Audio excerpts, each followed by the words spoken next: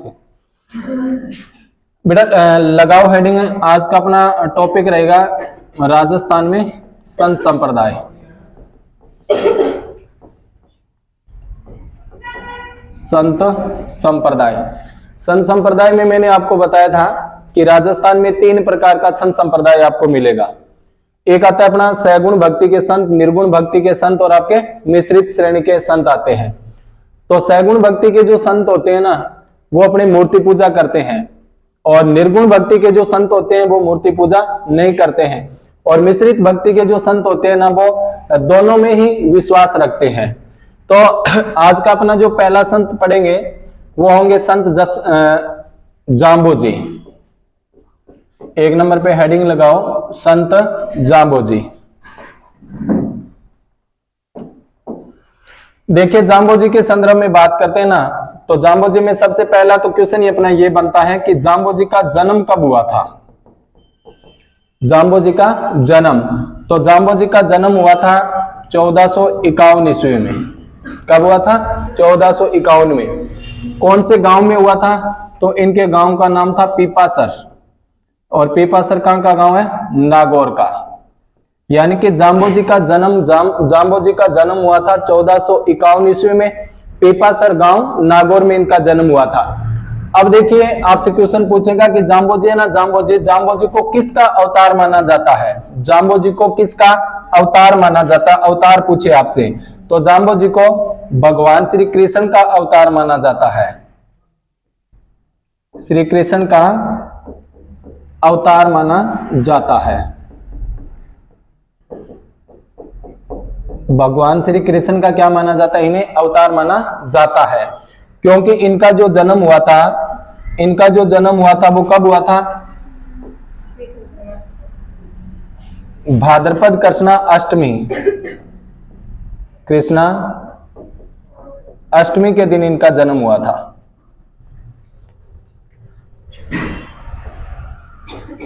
भाद्रपद कृष्णा अष्टमी के दिन इनका क्या हुआ था? जन्म हुआ था। अब देखिए, भाद्रपद कृष्णा अष्टमी के दिन इनका जन्म होता है, लेकिन देखते हैं कि जाम्बो जी के पिताजी का नाम क्या था। पिताजी का नाम, तो इनके पिताजी का नाम था लोहट जी पवार। क्या नाम था? लोहट जी पवार। और माता का नाम था अंसा देवी। क्या नाम था? अंसा देवी। अब देखिए, जाम्बो जी की जाति, तो इनकी जाति थी राजपूत, और इनकी गोत्र थी पंवार। जाम्बो जी की गोत्र क्या थी? पंवार। जाति क्या थी? राजपूत। और इनके बचपन का नाम,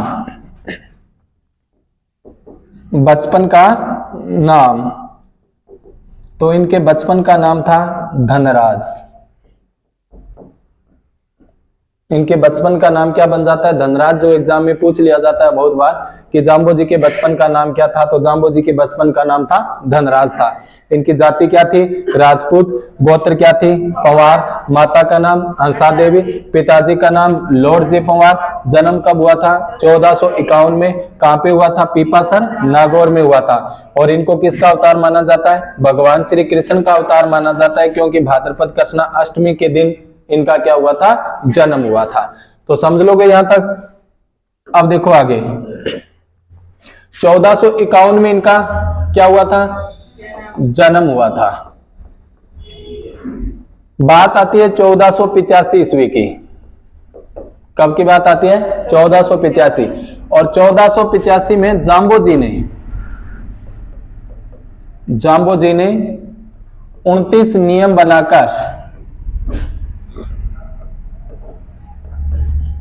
बनाकर किसकी स्थापना कर दी थी? बिश्नोई संप्रदाय की स्थापना कर दी। बिश्नोई संप्रदाय की स्थापना की थी। 1485 में जाम्बो जी ने बिश्नोई संप्रदाय की स्थापना की थी, और बिश्नोई संप्रदाय के लोगों के लिए कितने नियम बनाए थे? तो अपने 29 नियम बनाए थे। अब देखिए, अगला पॉइंट आता है 1536। 1536 ईस्वी। और 1536 में लालासर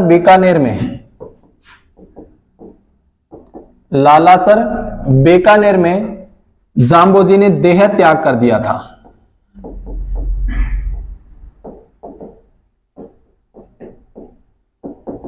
पंद्रह सौ छत्तीस में लालासर बीकानेर में जाम्बोजी ने कौन सा त्याग कर दिया था? देह त्याग कर दिया था। आई ना बात समझ में? तो देखो एक बार ये तीनों सन याद रखने थोड़े से मुश्किल हो जाते हैं। तीनों सनों को याद रखो अपने। सबसे पहले कि 1451 में इनका क्या होता है? जन्म। 1485 में क्या करते हैं? बिश्नोई संप्रदाय की स्थापना करते हैं। और 1536 में देह त्याग कर देते हैं। कौन से गांव में? लालासर बीकानेर में। लालासर बीकानेर में इन्होंने देह त्याग कर दिया था। आई ना बात समझ में? अब अगला पॉइंट देखिए, जाम्बोजी की समाधि।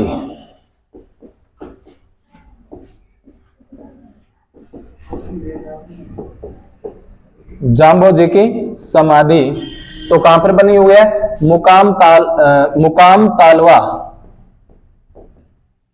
तालवा समराथल दोरा। और मुकाम तालवा समराथल दोरा ये कहां का स्थान है? तो बीकानेर का स्थान है, जहां पर इनकी क्या बनी हुई है? समाधि बनी हुई है। तो देखिए प्रत्येक पॉइंट को आपको अच्छे से याद रखना है। सबसे पहला पॉइंट आपका बनता है कि इनका जन्म कब हुआ था? 1451 में। कौन से गांव में हुआ था? पीपासर नागौर में हुआ था। इनके बचपन का नाम क्या था? धनराज। पिताजी का नाम लोहर सिंह पंवार, माता का नाम हंसा देवी। बचपन का नाम धनराज, जाति राजपूत, गोत्र पंवार। 1485 में कौन से संप्रदाय की? बिश्नोई संप्रदाय की क्या करते हैं? स्थापना करते हैं। और कितने नियम देते हैं उन लोगों के लिए? 29 नियम देते हैं। 1536 में लालासर बीकानेर में देह त्याग कर देते हैं। मुकाम तालवा समराथल दोरा बीकानेर में इनकी क्या बनी हुई है? समाधि बनी हुई है। अब देखिए इनकी समाधि पर मेला लगता है। क्या लगता है? मेला। और वो मेला साल में कितनी बार भरता है? 2 बार। एक तो आपके फाल्गुन और दूसरा है आश्विन। एक तो आपका फाल्गुन महीना और दूसरा है आपका आश्विन महीना। और फाल्गुन और आश्विन महीने की क्या आती है? आपकी अमावस्या। फाल्गुन और आश्विन महीने की अमावस्या के दिन इनकी समाधि पर क्या लगता है? मेला भरता है। क्या भरता है? मेला। तो याद रख लोगे ना? इन बातों को याद रखना पड़ेगा। अब देखिए अगला पॉइंट्स, जाम्बोजी जिस स्थान पर बैठकर उपदेश देते थे,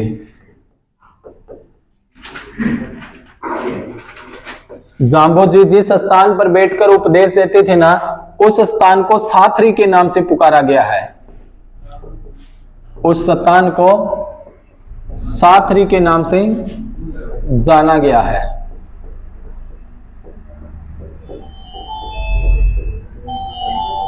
जाना जाता है। जाम्बोजी जिस स्थान पर बैठकर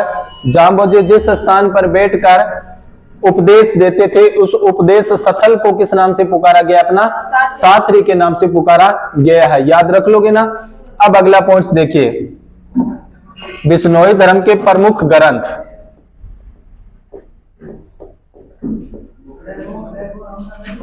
धर्म के प्रमुख ग्रंथ,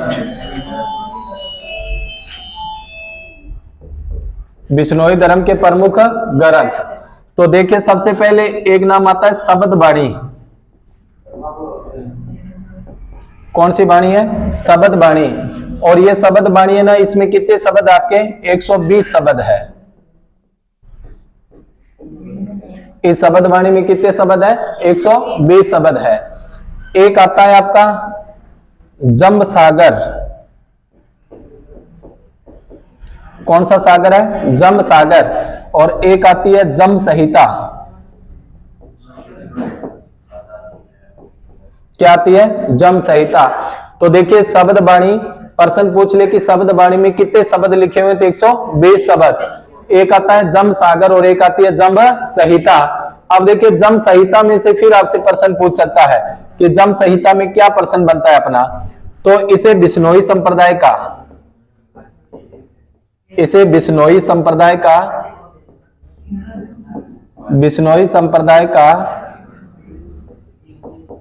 पांचवा वेद व 19वां पुराण कहा जाता है। इंपॉर्टेंट कर लेना इस चीज को कि बिश्नोई संप्रदाय का पांचवा वेद, बिश्नोई संप्रदाय का पांचवा वेद व 19वां पुराण कौन से ग्रंथ को कहा जाता है? तो जम्ब संहिता को कहा जाता है। कौन सी संहिता को कहा जाता है? जम्ब संहिता को कहा जाता है। कि बिश्नोई संप्रदाय का पांचवा वेद व 19वां पुराण कौन से ग्रंथ को कहा जाता है? तो जम्ब संहिता ग्रंथ को कहा जाता है। याद रख लोगे ना? याद रखना पड़ेगा।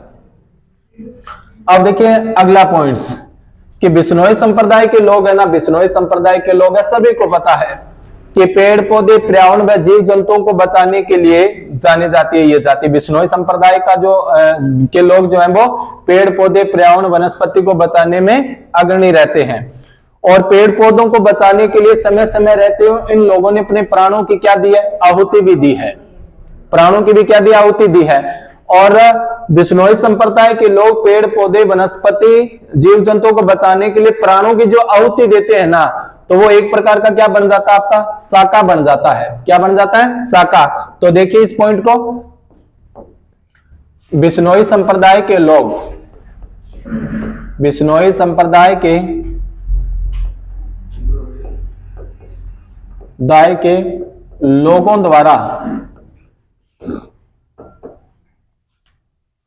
लोगों द्वारा पेड़ पौधे, जीव जंतुओं को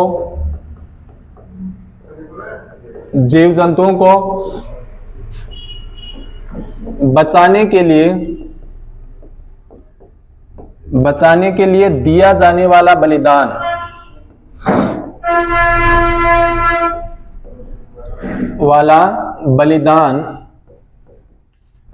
क्या कहलाता है अपना? तो खडाना साका कहलाता है।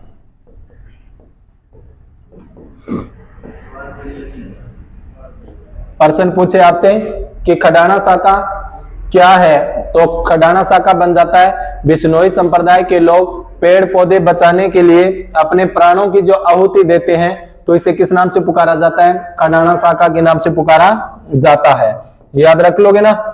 अब अगला पॉइंट्स देखिए कि राजस्थान में पेड़ पौधों को बचाने के लिए समय समय पे आंदोलन हुए हैं क्या? हाँ, बहुत बार हुए हैं।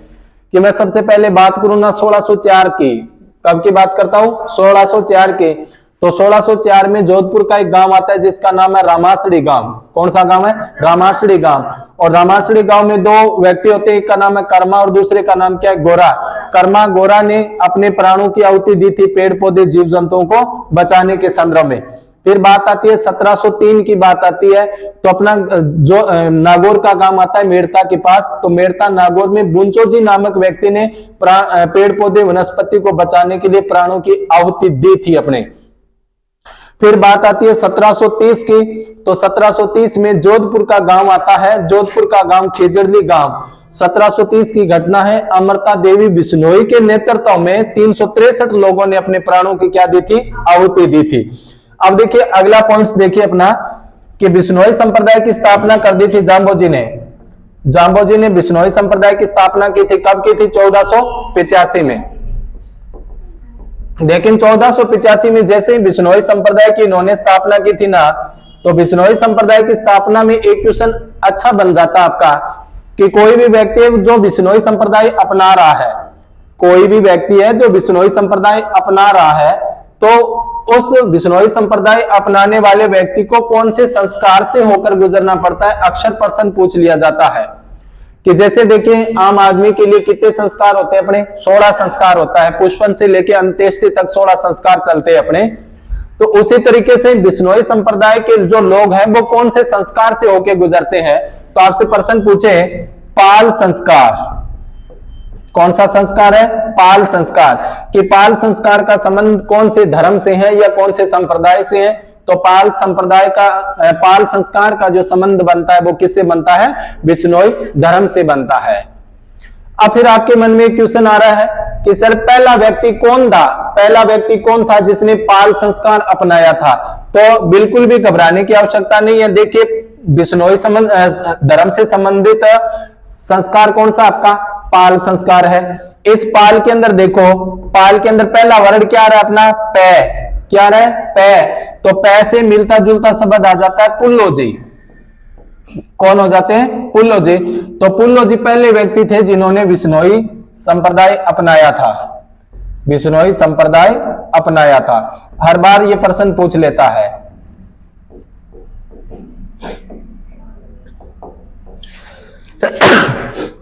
पुल्लोजी पहले व्यक्ति बन जाते हैं जिन्होंने बिश्नोई संप्रदाय अपनाया था, याद रख लोगे ना।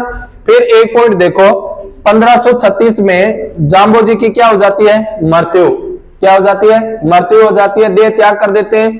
तो जाम्बोजी वाली सीट पर, जाम्बोजी वाली गद्दी पे आके कौन बैठता है, तो 1536 के बाद जाम्बोजी के बाद बिश्नोई संप्रदाय की गद्दी पर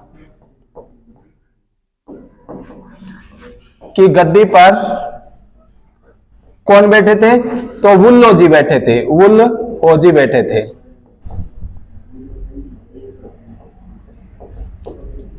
जाम्बोजी की देह त्याग के बाद बिश्नोई संप्रदाय की गद्दी पर कौन बैठे थे, वुल्लोजी। और बिश्नोई संप्रदाय अपनाने वाला पहला व्यक्ति कौन है, तो पहला व्यक्ति बन जाता है आपका पुल्लोजी बन जाता है। यानी कि पै से पाल संस्कार, और पाल संस्कार में पहला वर्ड पै आ रहा है, तो पै से मिलता जुलता शब्द क्या बन जाता है, पुल्लोजी बन जाता है। लेकिन जाम्बोजी के बाद जाम्बोजी की गद्दी पर बैठने वाला व्यक्ति जो था वो कौन था, वुल्लोजी था। कौन था, वुल्लोजी, याद रख लोगे ना। अब देखिए कि बिश्नोई संप्रदाय के लोग हैं ना, बिश्नोई संप्रदाय के लोग वो कभी क्या नहीं पालते हैं, भेड़ नहीं पालते हैं। बिश्नोई संप्रदाय के लोग क्या नहीं पालते हैं, भेड़ नहीं पालते हैं, और नीला वस्त्र नहीं पहनते हैं, नीला वस्त्र नहीं पहनते हैं, नीला वस्त्र नहीं पहनते हैं। तो ये था अपना बिश्नोई संप्रदाय यानी कि जाम्बोजी। एक बार फिर रिपीट करवा देता हूं मैं कि जाम्बोजी के देखिए बात करते हैं कि जाम्बोजी का जन्म कब हुआ था। जाम्बोजी, तो सबसे पहले देखो जाम्बोजी का संबंध जो है वो कौन से धर्म से संबंधित है, बिश्नोई धर्म से संबंधित है। जाम्बोजी का जन्म हुआ था 1451 में, पीपासन नागौर में इनका जन्म हुआ था। भाद्रपद कृष्णा अष्टमी यानी कि कृष्ण जन्माष्टमी के दिन इनका जन्म हुआ था।